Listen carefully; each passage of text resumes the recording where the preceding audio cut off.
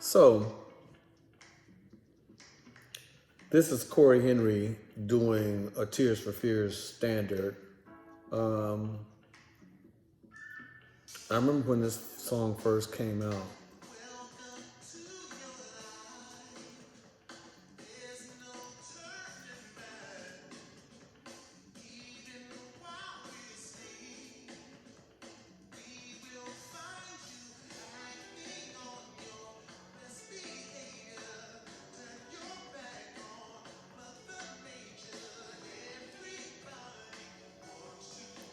Yeah, I like that so much. Everybody wants to rule the world. Of course, when I heard that as a kid, I'm thinking only about the universe, the world at large, the external world, the physical world. In the context of this book and conversation, I'm thinking about the internal world, the quantum world, the world that exists inside of you, the world that's invisible, the world that gets the least of attention but deserves the most respect. And so, in the conversation around shadow work, one of the things that I am hoping to do with this conversation is share my process in going from the external to the internal. It's almost like the Luke Skywalker Force conversation, which of course is also an obsession of mine in childhood. How did I make this transition? It took me 40 years to do this. How did I arrive at this place where I'm very comfortable and very aware of other people's progress and journeys as it relates to this evolution from the external to the internal? So luckily, I think because I was writing, my friends felt very comfortable at a certain point giving me feedback on my progress. And so I became much more aware, much more in tune, much more concerned, much more interested, much more vested in how I was doing and fully representing myself in every situation, and not just doing the knee-jerk thing that made me feel powerful or strong in a given situation, but almost do just the opposite. Examine each situation for the opportunity it presented me to mature and to grow up.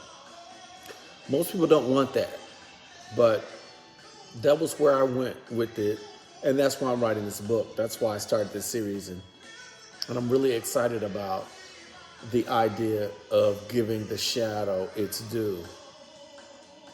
We're a culture, the West is a culture that puts much more emphasis on the sun than on the moon.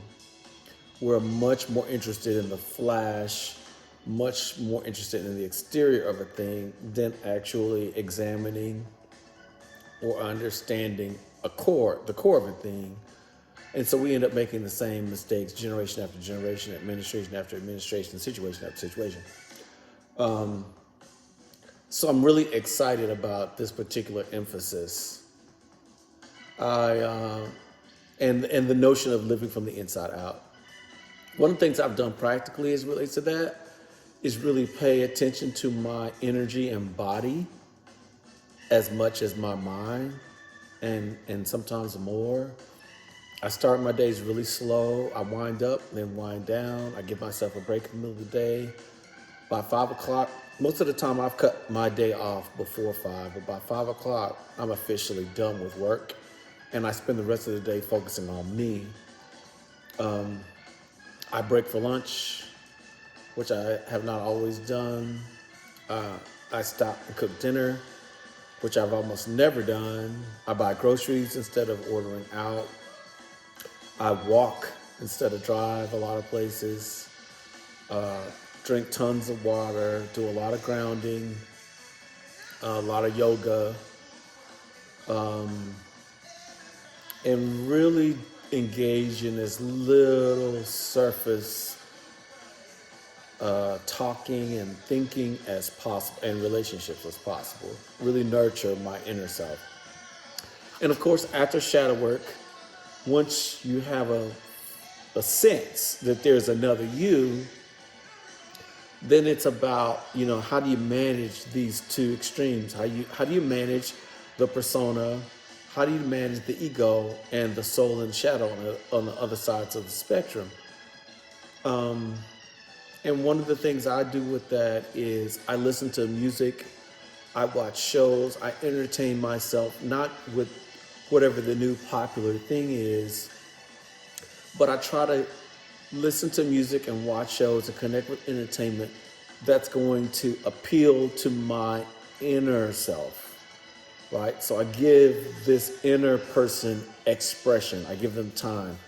It's almost like having a situation, and I talked about this in another interview, but it's like having a relative in your house or a relative in your car. When you ask, you poll people where we're going to eat, or what we're going to listen to, there are these people who instinctively think it's their decision. And so they declare on behalf of the group what a thing's going to be. And that's like the ego, that's like the persona.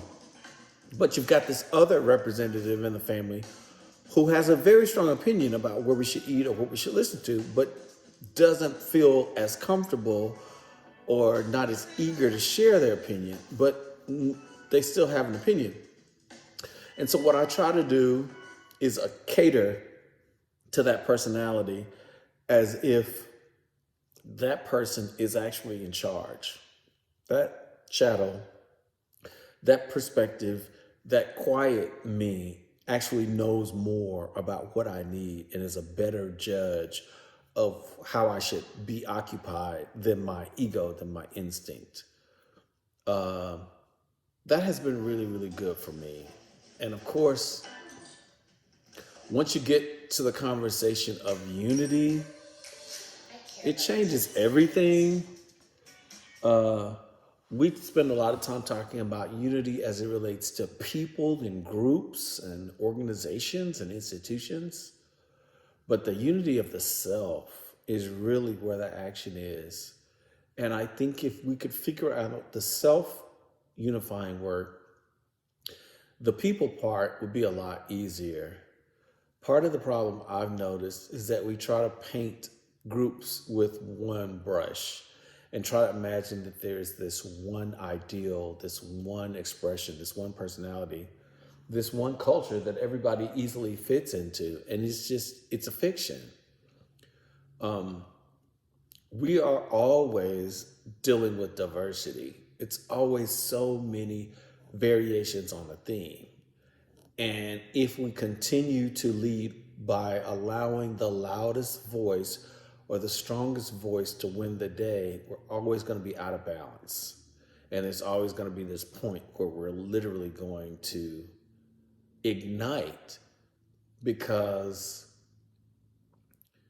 we're not allowing the whole to rule. It's only the people in the front or the people who are the loudest or the strongest. So I'm really excited about this new approach, and it's making me much more powerful, much more effective with the work that I do. And to the extent that I can share how at different stages in my life, I've been able to identify this shadow and regard it, even though previously it was always a minor role, a bit part. I now feel very comfortable being the greatest and most important subject of all my work. That there is no external thing, there is no world I'm trying to save outside of myself. That the goal of all of the reading and the education and all the traveling is about me becoming my highest self, which can only be accomplished in unity. And so that's it.